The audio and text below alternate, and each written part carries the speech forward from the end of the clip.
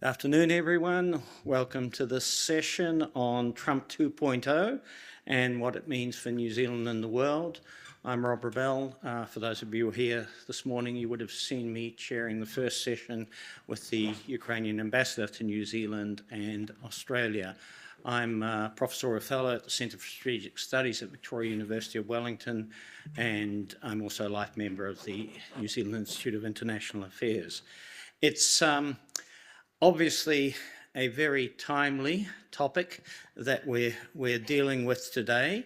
The blurb that we have for the session begins by saying, the return of US President Donald Trump to the White House has created tumultuous news on an almost daily basis. One might say almost on an hourly basis. There's a little bit more to the blurb, but I don't think we need to add much more to that to set the tone for this session.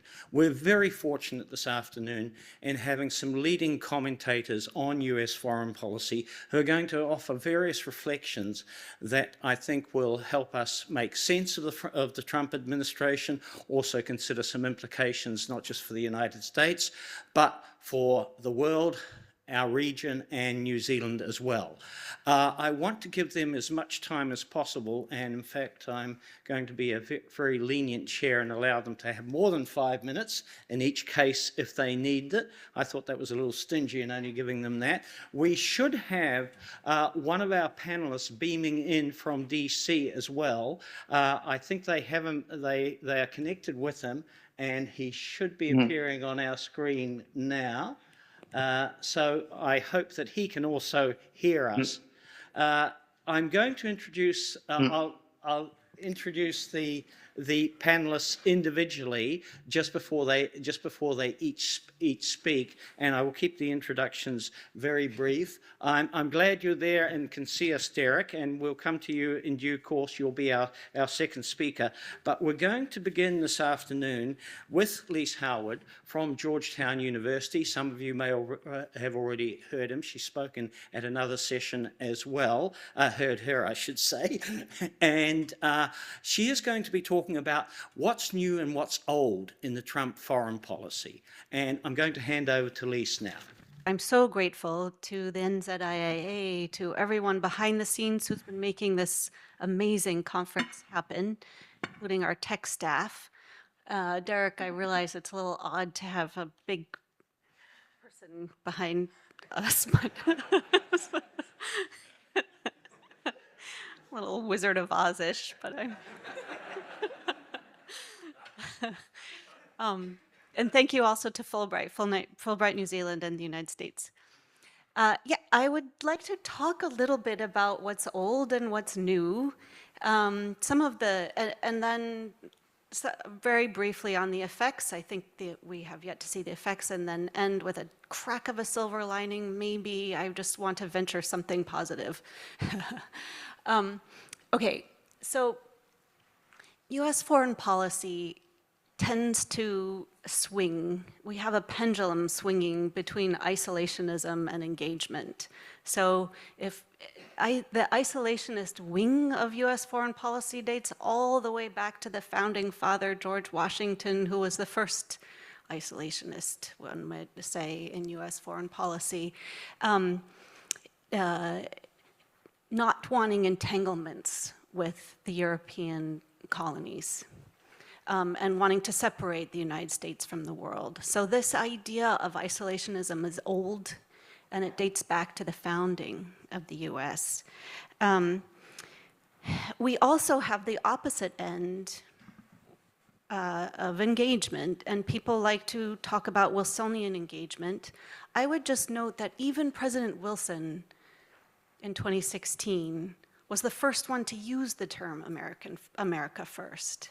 So the concept of America First does not belong to President Trump. That concept is an old one. It dates back more than 100 years in American foreign policy. And we have this pendulum shift. And so even within a presidency, even within a leadership, you can see a shift from isolationism toward engagement. And of course, Wilson being the preeminent example of engagement, of interest in having the US engage abroad of promoting democracy and liberal principles in US foreign policy.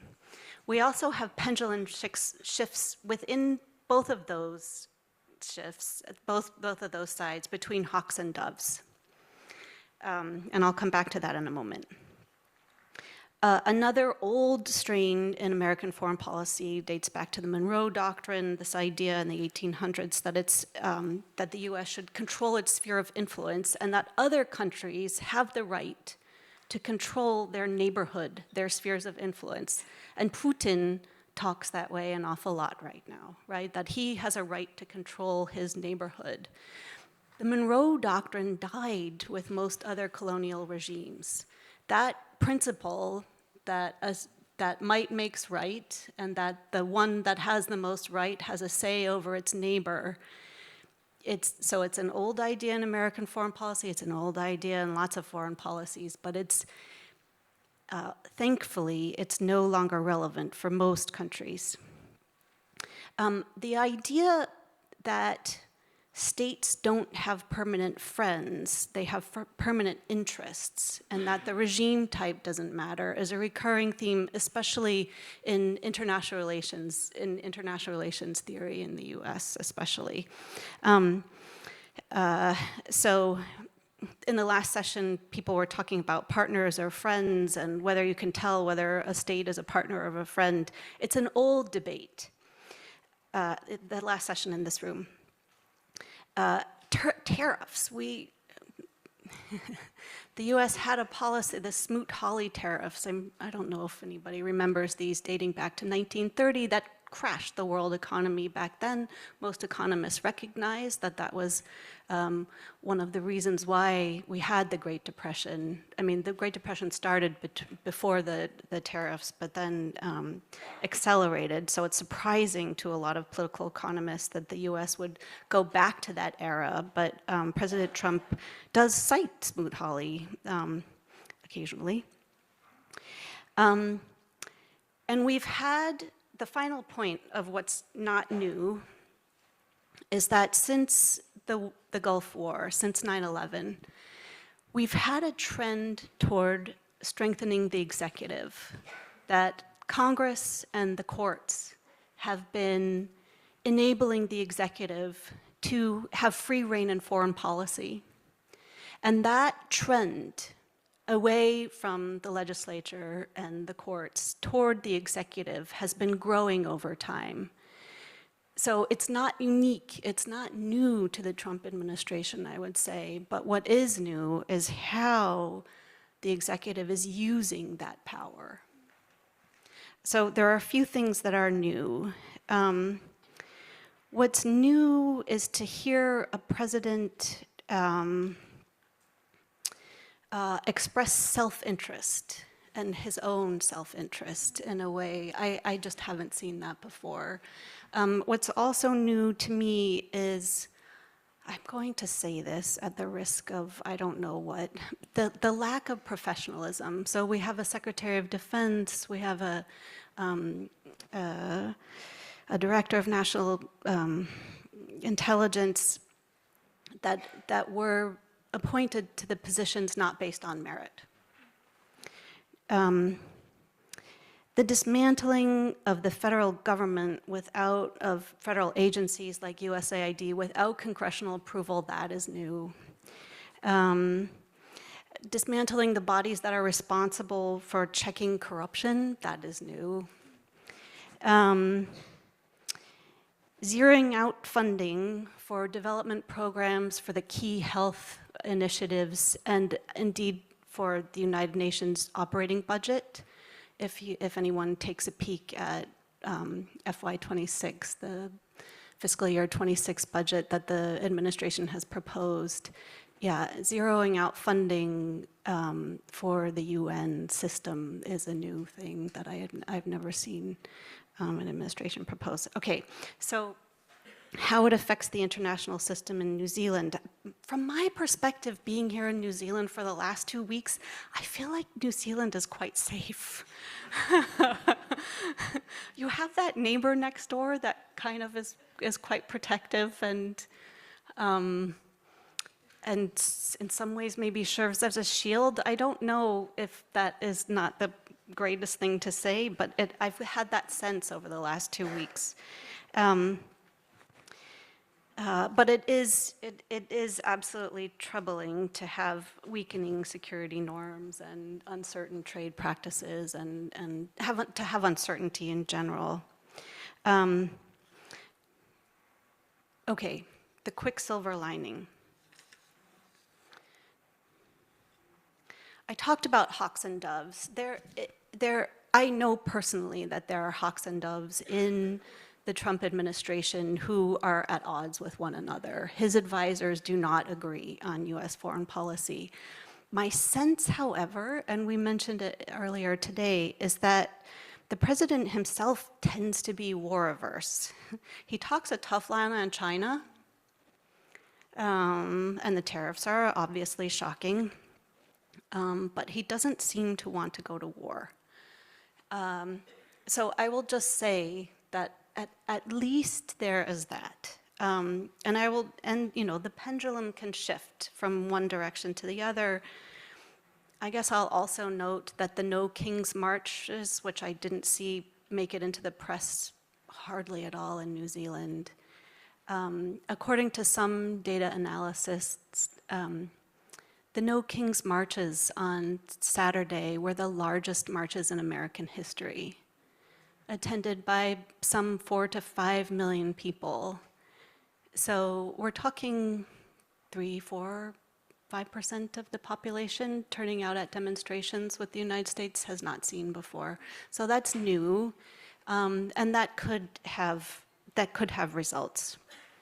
So I think it's important to hold tight to values and to the values of interaction and the values that are being promoted at this conference right now: mutual understanding, appreciation for different views, and working out our differences, not using violent means, and the free flow of ideas, which is what I think NZIIA and Fulbright and indeed our institutions are all about. Thank you. Thank you very much, Lise. And there'll be opportunities to follow up with questions to Lise about the point she's made about what's new and what's old in the Trump foreign policy. Our next speaker is going to be our online speaker, Derek Grossman, who's at the Rand Corporation. And Derek is a well-known commentator on security issues. He's going to be focusing on the Indo-Pacific and specifically on Sino-US competition in the Indo-Pacific in the age of Trump. So if it's okay with you, Derek, it's over to you, and I hope all the technology works. Okay. Can everybody hear me there? Yeah. Okay, excellent. I don't know if you can see me though, but okay. Yeah, so I just want to, well, good afternoon to everybody there and good evening from Southern California. I just want to clarify, so I actually have transitioned from Rand and I am now working full-time at the University of Southern California, and I'm based in Southern California. I want to thank Hamish and the entire NZIAA staff for inviting me to speak with you today. And I'd like to spend a few minutes discussing how I see US-China competition playing out across the Indo-Pacific, and especially over the last few months since the start of the second Trump administration. Let me begin by noting that broadly, US-China competition remains alive and fierce, despite President Trump's own favorable views of China and its leader Xi Jinping. The Washington establishment, whether at the National Security Council, the Pentagon, or State Department, continues to share the assessment that China remains America's top geostrategic foe. This has been a welcome development for nations who share US concerns, especially our close security allies, Australia, Japan, and the Philippines, and other security partners like India, Vietnam, and I would say increasingly New Zealand. The problem, however, is that Trump is inherently unpredictable and transactional, and has correspondingly surrounded himself with folks who believe that a concert of great powers and the carving up of the world into respective spheres of influence is necessary to maintain global peace and stability. Critically, this is markedly different from the Biden and all other administrations, including Trump's first, who all of these administrations have, since the end of World War II, sought to maintain US primacy above all else. From Trump's perspective, bilateral challenges such as trade, fentanyl, Taiwan, South China Sea, and many others he has with China are manageable within the context of great power coexistence. Now, it further appears that Washington believes that less involvement on the world stage is desirable, and the Trump team wants allies and partners to proactively step up and pick up some of the slack. To be sure, US allies and partners had already been deepening and expanding their partnerships, minus the US, before the second Trump administration, but the last few months have underscored just how important it is for them to intensify their efforts, especially if the US proves to no longer be a reliable great power partner. So in addition to discussing the US, I want to go to the other side of the equation, which is China and China's trajectory.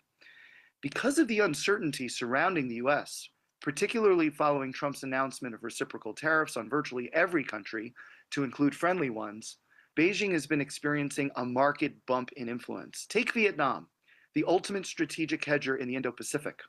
It's been careful to balance relations with China and the US, both of which it treats as comprehensive strategic partners, which is the highest level of partnership Hanoi can offer. Vietnam recently welcomed Chinese President Xi Jinping in Hanoi, where both sides pledged to elevate their partnership even higher.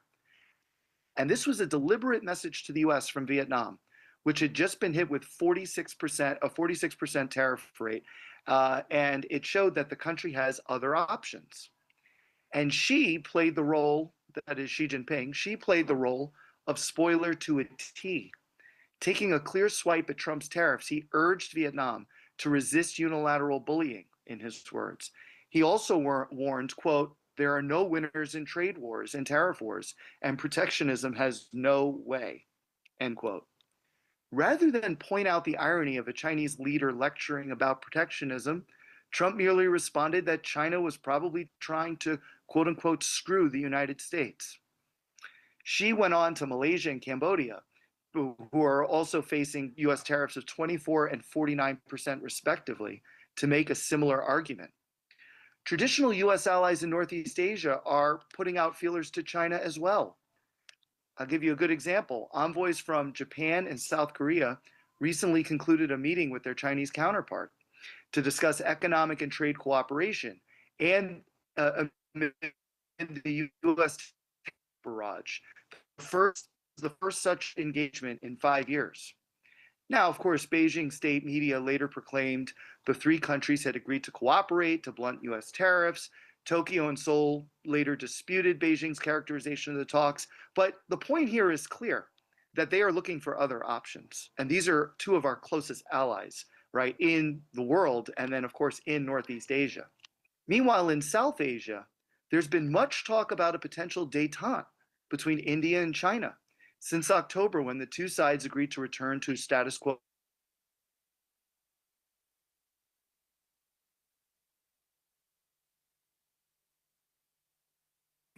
Indian Prime Minister Narendra Modi lauded the quote unquote extremely strong Sino-Indian relationship. Although the US-India partnership is historically strong, Modi might be seeking to hedge with China to avoid potentially being strategically abandoned if the US-China relationship improves one day. Finally, in Oceania, the combination of the Trump administration's dismantling of US foreign aid and rejection of climate change, both of which are obviously very high on the agenda of Pacific Island nations, appears to have convinced them to begin considering China instead of the US as a key strategic partner. I know there might be some debate about this, but let me just give you a couple of data points. Even before the April 2nd tariffs shock, Pacific Islands Forum Secretary General Baron Waka said that Pacific Island nations must work together to find quote unquote other alternatives for cooperation than partnering with the US. That was the context in which he said it. After the tariffs announcement, Papua New Guinea's Prime Minister James Marape parroted Beijing's talking points, saying, quote, "If the US market becomes more difficult due to this tariff, we will simply redirect our goods to markets where there is mutual respect and no artificial barriers. When I say mutual respect, that should be italicized. That's my emphasis, not his, but that is typical Chinese Communist Party talking points. So let me just conclude by saying recent shifts in how US allies and partners are dealing with China should be worrisome, but it's still early days.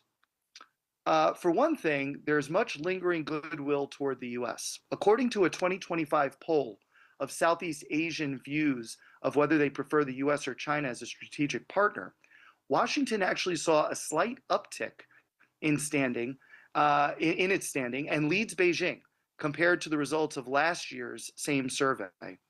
The poll took place, but I got to say, the poll took place before the April 2nd tariff shock. Nonetheless, the US is at least starting from a position of strength. Much will depend not only how Washington calibrates its approach, but also on how Beijing handles its newfound influence. If Washington, for example, engages in more assertive behavior, like when Trump said he may ask countries to quote unquote choose between China and the United States, then Washington's friends are likely to keep exploring their options with Beijing. But if China continues to bully its weaker neighbors, such as has been occurring for decades in the South China Sea, then any potential shift would likely be more limited, leaving the United States with much more leverage, or with still much leverage. But most importantly, Washington could reverse any tilt toward Beijing by getting back to basics and reaffirming the value of these critical relationships. It could do so by not only engaging allies and partners to make the Indo-Pacific safer from potential threats like China, but also to elevate the quality of life of those living within the region as well. And so I'm going to stop there, and I look forward to questions. Thank you.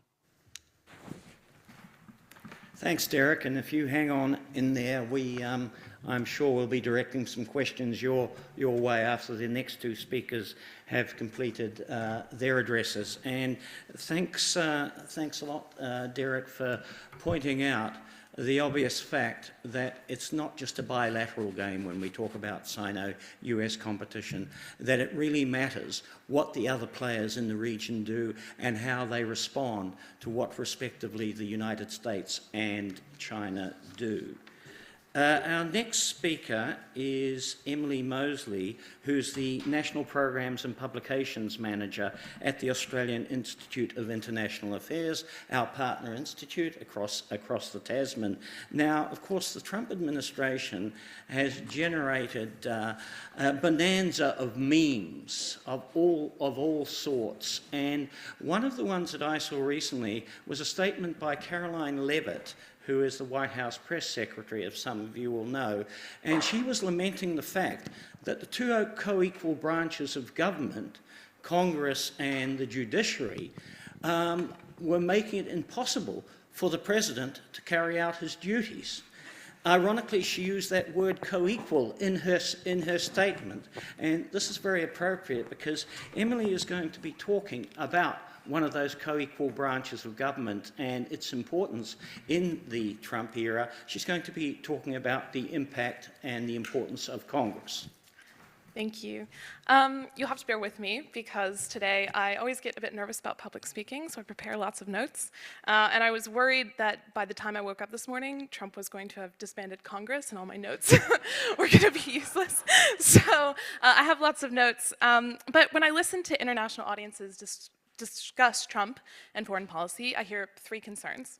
The first is that US foreign policy is unstable, that Trump himself is unstable, and then the troubling question of what happens if Trump doesn't respect the Supreme Court or international institutions. And I think that's really important, but what I often find missing from these conversations is Congress, and that's a critical oversight.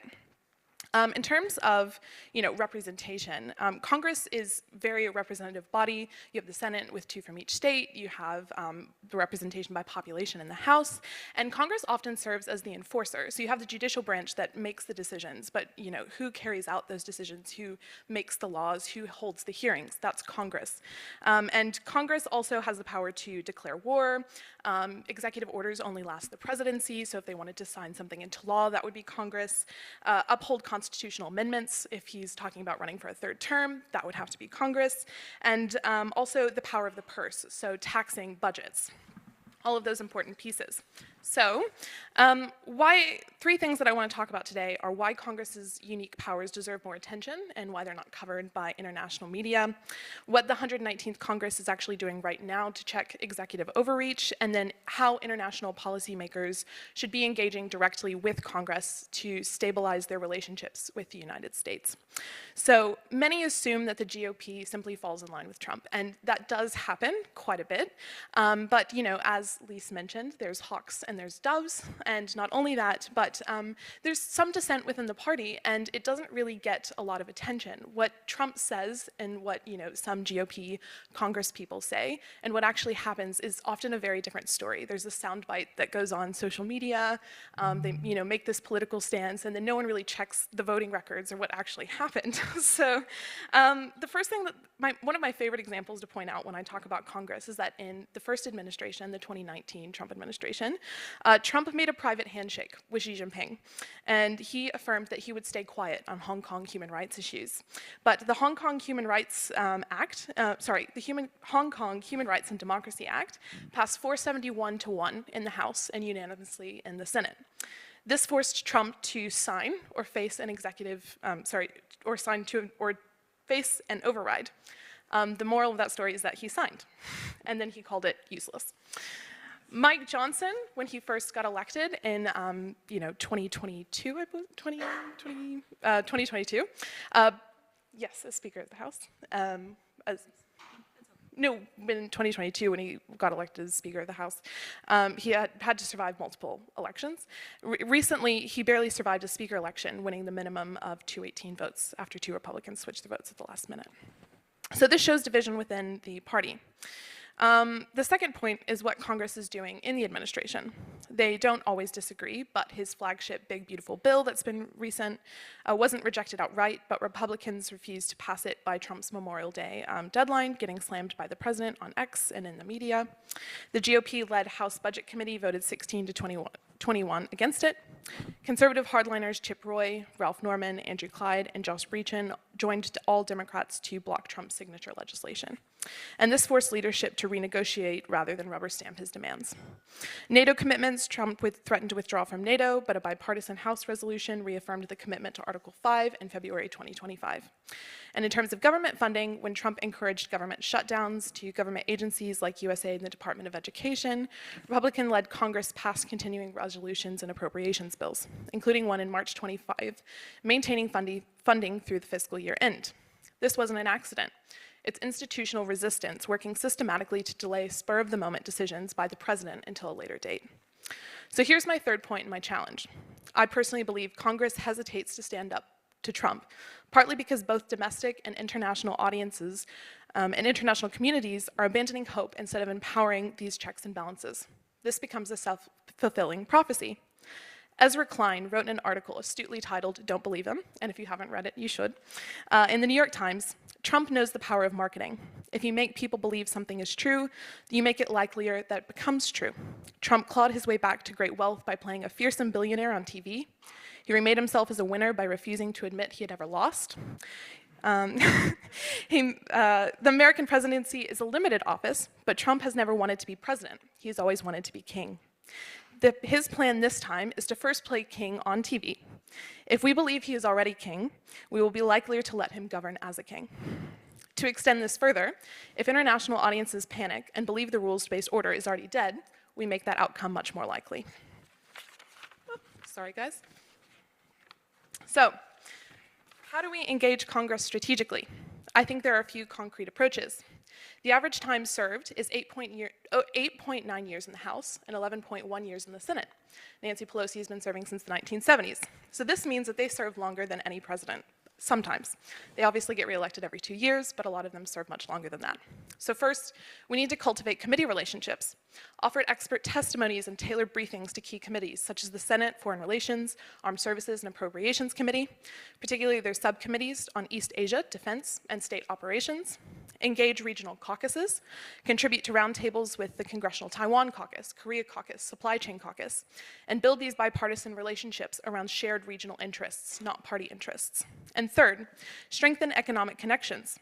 demonstrate tangible benefits to congressional districts through trade data, job creation statistics, and partnership with local chambers of commerce.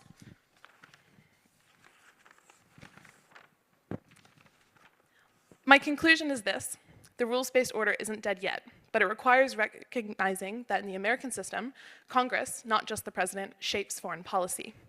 International partners who adapt their engagement strategies to empower congressional oversight will find themselves better positioned to weather political turbulence and maintain stable bilateral relationships. The choice before us is clear: engage with the full breadth of American institutions and demand accountability and stability, or panic and risk abandoning one of the most effective checks on executive overreach. Thank you.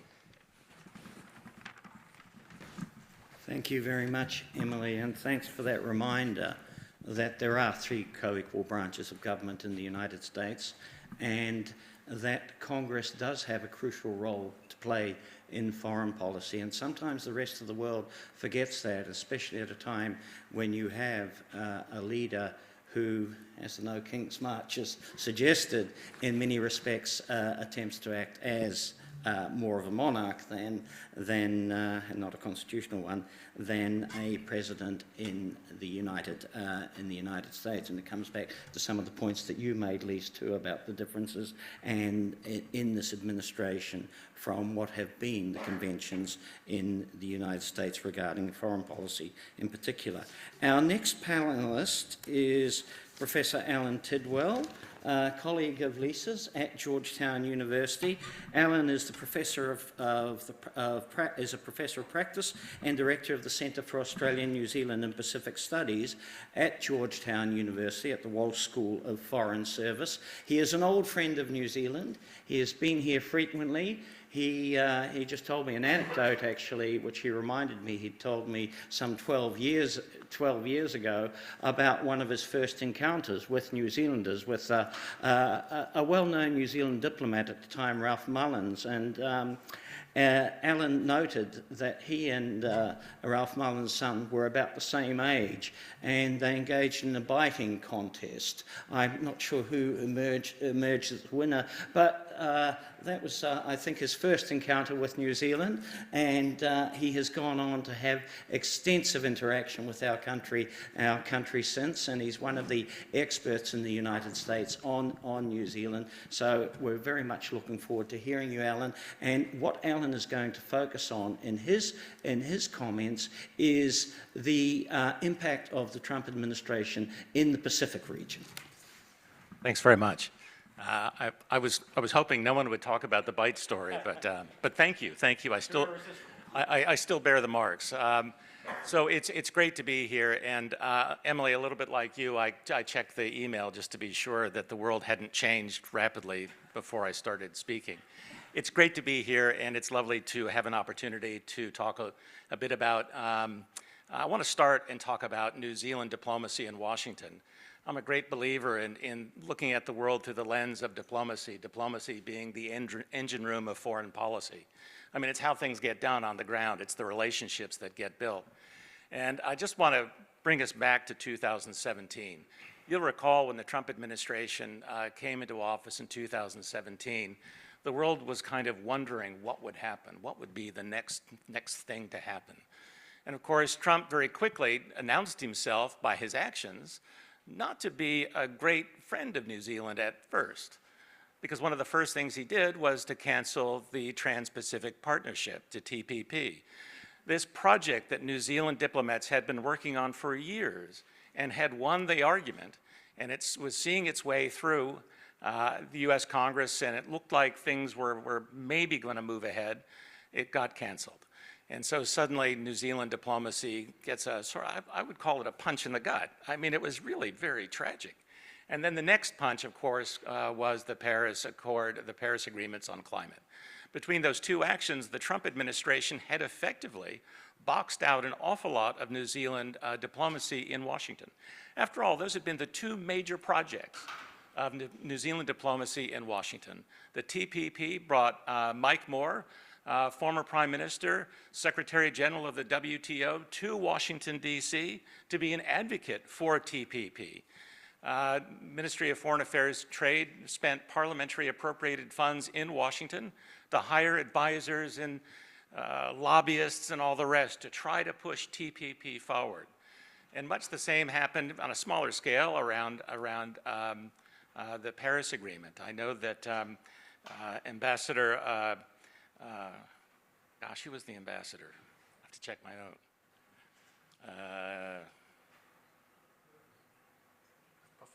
Right after Mike Moore, former trade minister. Tim Grosser, thank you. Thank you very much. I can't read my own handwriting is really the problem. So Tim Grosser, you know, was a passionate advocate for New Zealand at the Paris meetings over climate, and often would talk about the work that he had done with the Obama administration on trying to advance projects on climate. So 2017 was not a good year. It was not a good year. And it was capped off by a New York Times story. Do you remember the New York Times story? The challenge for New Zealand diplomacy in Washington? Do you remember the crotch-sniffing dog story in the front page of the New York Times? No? Yes, yes.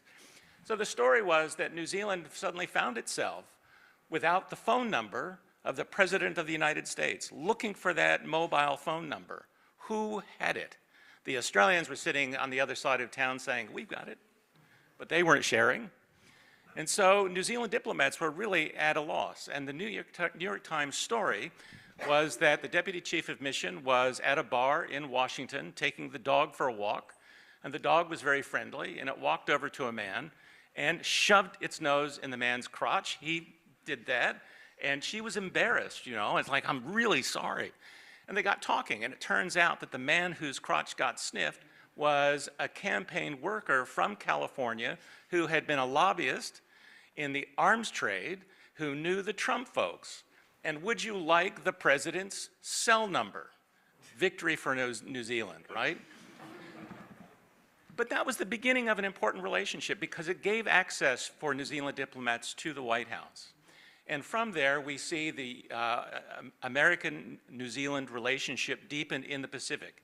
You recall the APEC meeting in Port Moresby, when Vice President Vance went to Port Moresby and walked away with some agreements between Australia, United States, and New Zealand on infrastructure. The big one, of course, being the electrification of Papua New Guinea. This mammoth project, this idea of electrifying a country who's got electricity in 17% of the country. This mammoth project that brought Japan, Australia, New Zealand, and the US together. And so suddenly the United States found itself being lured into the world of development assistance in the Pacific in partnership with New Zealand. And that really began a slow process of engagement between the two capitals, between Wellington and Washington in the Pacific. And of course, you've got Indo-PACOM. And Indo-PACOM, and this is bouncing off of maybe some of Derek's observations about strategic competition. This is the leverage that is driving Washington to wanting to engage, right? And New Zealand is reacting to that and looking for ways in which you can engage Washington not only in the military space, but in the political and development space. 2018 also saw the visit of Foreign Minister Peters to Washington, D.C., where he gave what I'm very happy is called the Georgetown Address. And at the Georgetown Address, you know, Winston Peters talks about how important it is for the United States to be a partner to the Pacific Island countries and advocates unabashedly for the United States to recognize the challenge in the Pacific and to answer that challenge rapidly. He said, time is of the essence. And he was looking at Congress, and his eye was on Congress. Congress needed to act to ensure the funds were available in order that the strategic competition threat could be matched. Now, what was really interesting for me sitting there in the audience was that he never mentioned China once, not once. And then a very cheeky student of mine raised his hand, and he said, Foreign Minister, is this about China? And Winston Peters said, yes. Thank you so much. So, you know, and really from that moment on, I mean, New Zealand became a keen advocate in utilizing the Pacific as a way of leveraging its own diplomatic engagement in Washington, and also advocating for Pacific development spending and US engagement to not only assist New Zealand in its Pacific reset, but also to be a more formidable force in the Pacific in this context of strategic competition. When the Biden administration came in, the Biden administration picked up some of the Trump ideas, but really, really put the pedal to the metal. They really pushed for American engagement in the Pacific. And all along, New Zealand was a keen advocate of that process. Every time Pacific ambassadors met with members of Congress, guess who was in the room? It was a New Zealand diplomat. New Zealand became the verb of driving conversations between Pacific Island countries and Washington, D.C. As you may or may not know, so many of Pacific Island permanent representatives or ambassadors are located in New York and have to travel to Washington, D.C. So their opportunities to interact with members of Congress is really constrained. It's constrained not only by that travel, but it's constrained by their travel budgets and by the time of the members of the House and the Senate. So it's difficult to get that face time. And New Zealand has always been a keen advocate of Pacific Island countries meeting with and interacting with members of Congress. And so they work to facilitate that process. Notice I haven't mentioned the Australians yet, and I'll just leave them out of it, you know. We'll get to them later. So, you know, then COVID hits, and again, New Zealand, of course, in its own engagement in the Pacific, does a credible job over time. Washington does a credible job over time. Vaccines are provided in the North Pacific. As you know, Washington, D.C.'s engagement, the U.S. engagement in the Pacific is primarily north of the equator. In the 3 COFA states, the Compacts of Free Association states, that's where America spends most of its time. And so the Biden administration picked up where the Trump administration had left off in trying to renegotiate the Compacts of Free Association. Every 20 years, new funding is acquired to pay for the Compacts of Free Association. Those funds are distributed to the Compact states. The United States, not only in addition to those funds, also provides government services. So actually the Compact states kind of get 2 bites at the cherry, if you will. They get development assistance, but they also get U.S. government assistance in things like emergency management, disease control, and those sorts of things. And the Biden administration appoints their own advisor to negotiate the compacts. They have their own special envoy with direct access to the president. The compact leaders are enormously pleased about this, and they're able over time to negotiate the new funding round for the Compacts of Free Association. They improve the quantum of funds made available. I think it's around $7 billion over that 20-year period, which also includes $600 million for U.S. postal services. So compact postal services are all included as domestic U.S. mail. And of course, it makes commerce, if you're using commerce through the postal service, it makes delivery much cheaper and as much appreciated, I think, in the Compacts of Free Association. New Zealand, again, was a keen advocate that Washington conclude those negotiations, that they succeed. You can ask folks from the Ministry of Foreign Affairs and Trade whether they regarded that as a tick mark, and that is a tick mark, the success of those negotiations. So the Biden years were great. Then came the idea about a leaders meeting, and the Biden administration, under the urging of Kurt Campbell from the National Security Council and later from the Department of State, they host Pacific Island leaders, and it was really kind of interesting to watch that process unfold because the Americans stumbled their way through it, and it was a bit stumbly. I mean, the issue of do you invite Cook Islands and Niue? You know, from the American perspective, they weren't sovereign states because they weren't members of the United Nations, and so an invitation wasn't extended. It was Prime Minister Fiame and Representative Amata Radowagan from American Samoa who convinced the administration that no, they actually had to extend an invitation to Cook Islands and to Niue, and to really get the United States to shift its position. You might need to wind it up. Oh, really? Yeah. Oh, I'm sorry. I'm sorry. I'm only 10% through. Yeah, I know. I know. So Passionate on the subject, so let we're me giving you some leeway. Let me just come to the Trump administration very quickly. So if you ask today, is that why people are giggling at me? I thought, okay.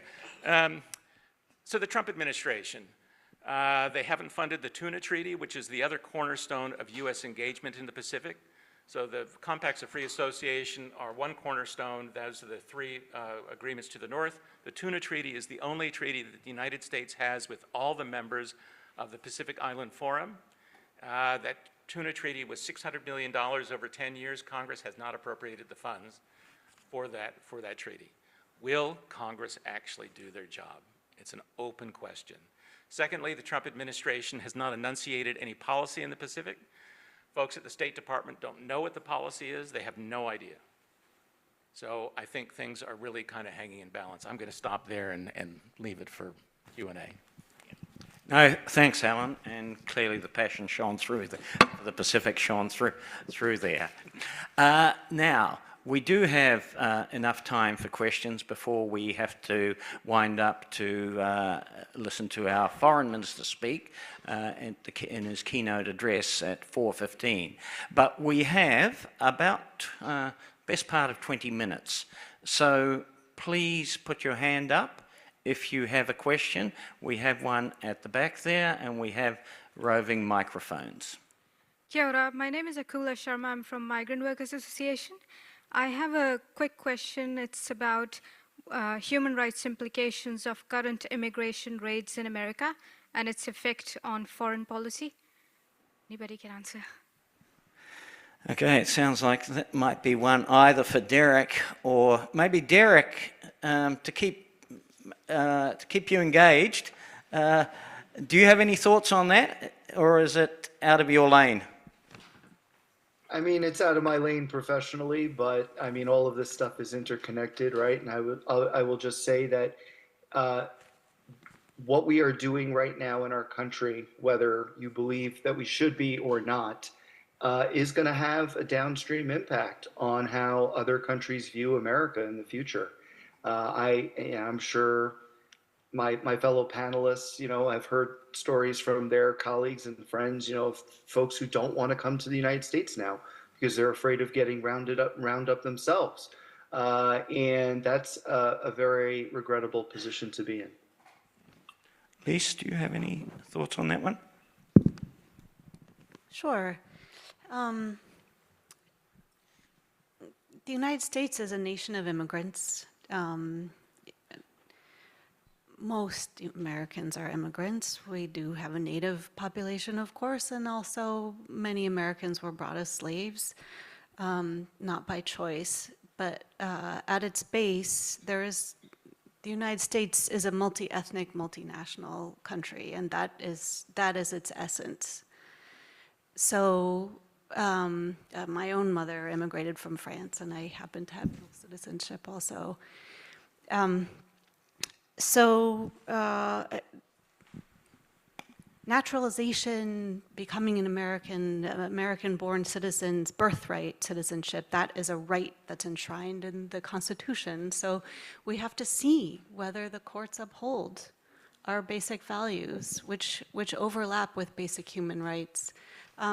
As it applies to the domain that I'm most familiar with human rights, I'll note that in the first Trump administration, in peacekeeping mandates, peacekeeping is generally my area of expertise that I'm most comfortable talking about, even though I haven't spoken about it today.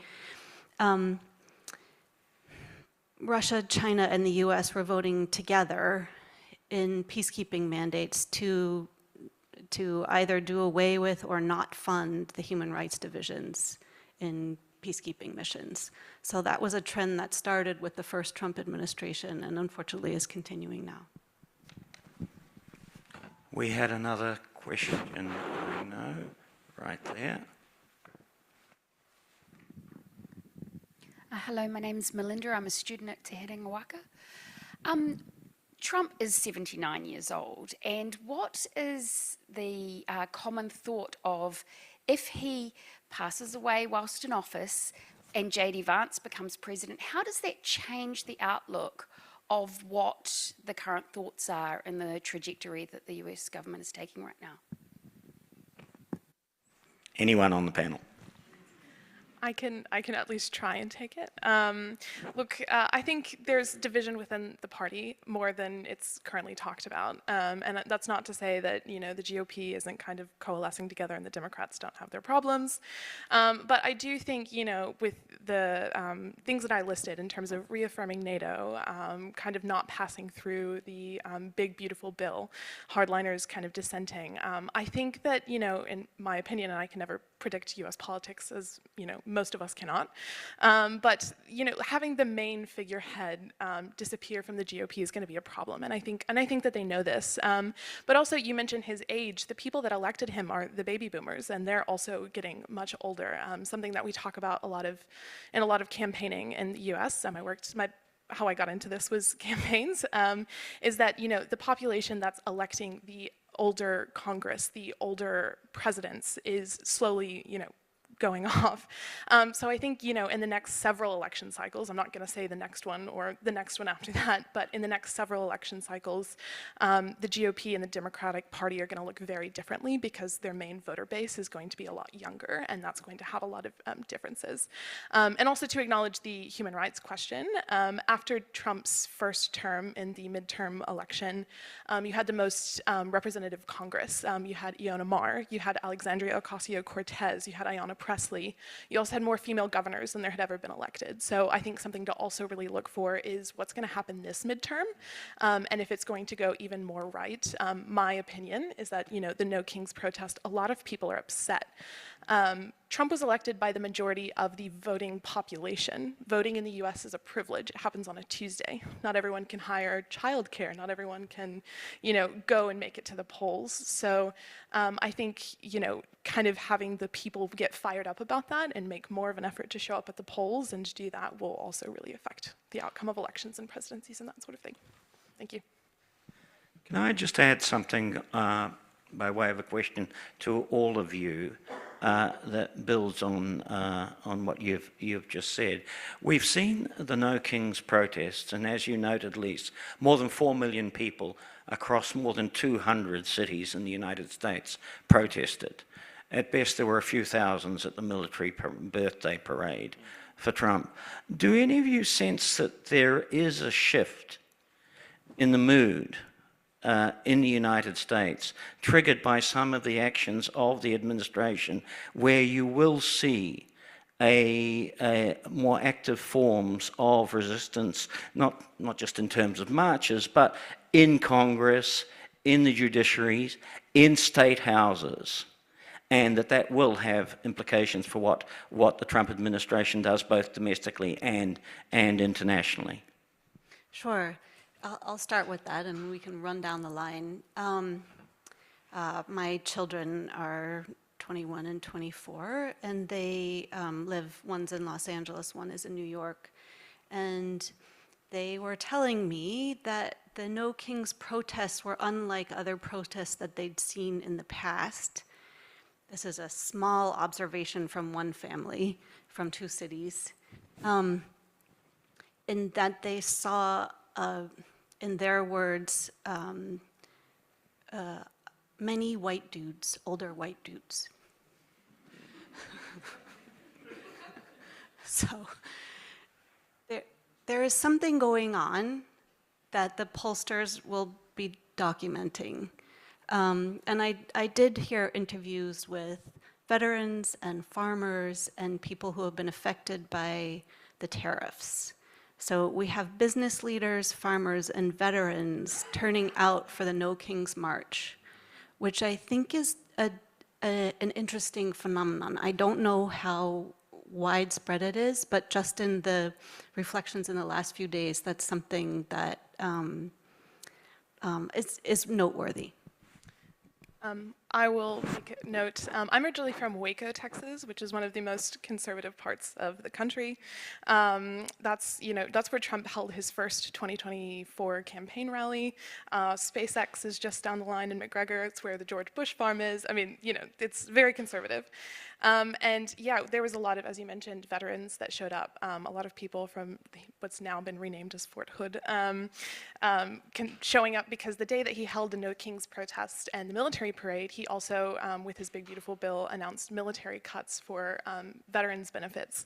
And, that really upset people. And just going back to my point about, representative of the voting population, right? Most Americans are in favor of pro-choice, but not everyone can make it to the polls. Most people are in favor of gun control, but not everyone can make it to the polls, right?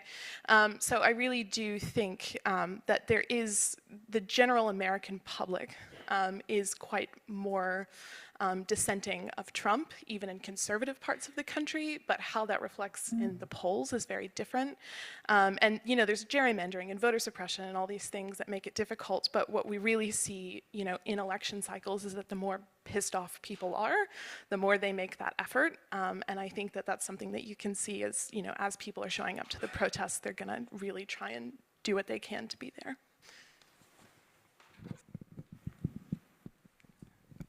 Yeah, I think that my comment would simply be, not being in Washington, not being in the United States, seeing the protests, it's a little hard to identify the difference. Lise, I take your children's observation, sure. But is it sustainable? I don't know. Is it happening in the right places? I don't know. I mean, these are some of the other factors to ponder. A No Kings protest in Brooklyn is a very different thing than a No Kings protest in rural Arizona. So, take your pick. I think it's a wait and see. What about you, Derek? Yeah, I mean, I would agree with everything that's already been said. I would just add that, the onus is also on the Democrats to find a message that sticks. And so far, that hasn't really happened. Although, living in the state of California over the last week and a half, we have a governor here, and Governor Newsom, who's clearly found hit his stride in opposing what Trump has been doing specifically to California, but also broadly on the immigration rates, on the anti-immigration rates. And so we'll we have to see again if that's sustainable, just like Alan was saying. Thanks, Derek. We probably have time for one more question. Your hand went straight up.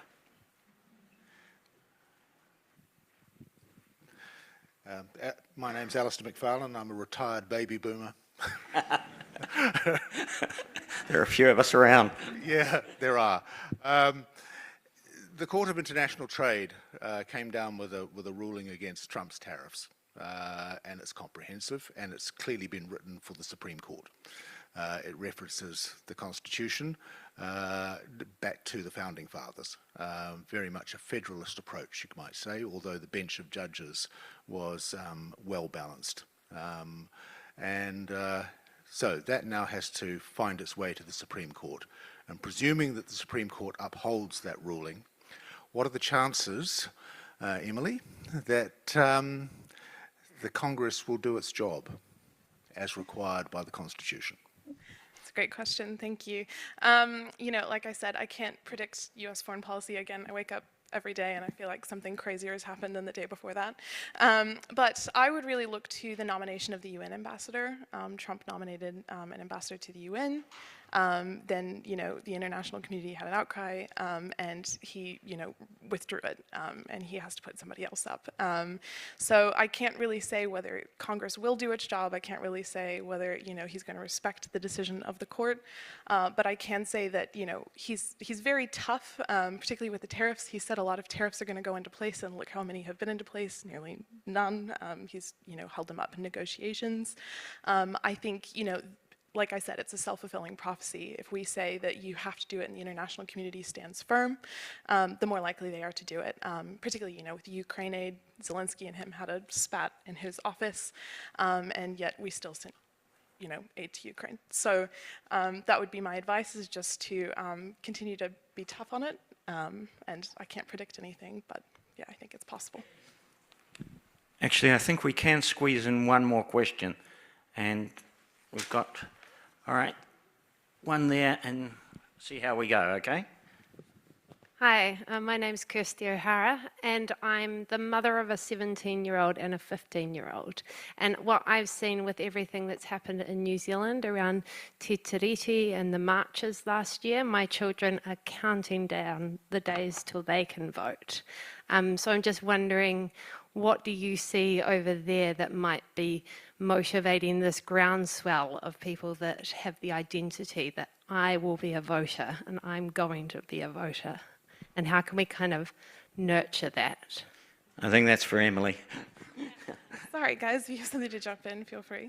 I actually got started on political campaigns when I was 16. I was working in a Democratic office in Waka, Texas, and the Beto O'Rourke, when he was running for Senate, came in and said, we need someone to run a town hall, and I kind of looked around and there was nobody else, because there's not a lot of Democrats in Waka, Texas, and I said, I'll do it, and that's, I started organizing for Senate town halls, and then, I worked my way up. I got to work with Elizabeth Warren, Michael Bloomberg, Pete Buttigieg, and most of those were before I could actually vote when I turned 18, which was a very unique experience. But a lot of people told me I was too young to work in politics, and really what got me motivated was that politics still affected me, and I can't necessarily vote, but I can, get the politicians to have the conversations that people who can have, and I can get people to turn up to protests who can vote, and make people more aware. And like I said, a lot of people watch what's happening on social media and kind of get caught up in the despair and the panic, but they don't really follow it. So I think my best advice is politics affects everyone, regardless of age, regardless of affiliation, regardless of where you work, and even if you can't vote, encouraging people who can to do what they can is the most important thing. But if either of you have something to add. I'll allow one more there. I was just going to ask Professor Tidwell what he wanted to say about Australia. We may not have time. I was going to say that Australia had been a great partner in Washington with New Zealand, and that they work a tag team when it comes to promoting Pacific Island conversations in Washington. You can find folks in the State Department who make the quip, you can always tell a meeting's important if an Australian is there, because they're everywhere. Yeah. I'm just going to ask the panelists, and beginning with Derek, if you have any concluding reflection that you'd like to share. Thanks. Yeah, no, it was it was great. It was a great conversation. Sorry I couldn't be there in person, but I think that there's just, I want to go back to what I said at the end of my remarks, which is it's still very early days, right, in the Trump administration, for better or worse, right? But there's a lot that needs to kind of be fleshed out, especially on foreign policy. I will point everybody to an excellent The Economist article from a couple of months back that kind of highlighted the different warring factions within the Trump administration right now, whether they are primicists or prioritizers or isolationists. And that'll give you a really good sense of where we're going in the future, who is ascendant and who's on the decline. Yes, it's an excellent article. I'm glad you mentioned it, Derek. Please. I wanted to, I think I'm coming up with a kind of a 3 buckets of ways that people can act in this new world we live in. I think the first bucket has to do with advocacy, and that can take a variety of forms, whether it's protesting or writing to your congresspeople, working on a campaign. In New Zealand, it's doing the same thing, right? The second bucket has to do with institutional or bureaucratic resistance, working through the courts, working through organizing institutionally. And the third is really for scholars. And I know there are a bunch of us who are either budding scholars or who have careers in scholarship, and that is documenting the changes, the before and after. Maybe there are some positive unintended or unintended consequences, but you would want to document very carefully any types of results, both before the changes and after.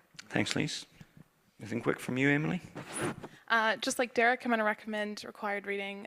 Don't Believe Him by Ezra Klein on the New York Times is a fantastic article, but mainly my point is, listen to what Trump is saying, listen to what the GOP is saying, but also follow the outcomes.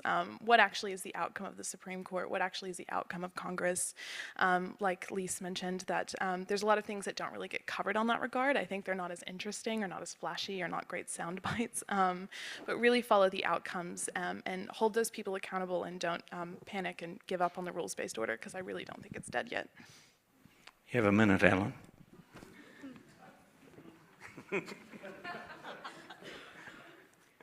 Keep your powder dry, hope for the best. Beat the minute. Look, can I ask all of you to join me in a moment in thanking our panellists, especially Derek for making it with us from Southern California. But one thing I think, as you've seen, it's been a wide-ranging set of comments that we've been able to hear this afternoon, and I think we've all benefited from the respective insights of the panellists. But one thing that shone through consistently in all their comments was the importance of recognizing the multiple avenues for engagement with the United States that we must not forget. They've always been there. They will continue to be there, and for the rest of the world, including New Zealand, we must take advantage of those multiple avenues of engagement. And I think our panellists have brought them out very well. Can I ask you to join me in thanking all of them?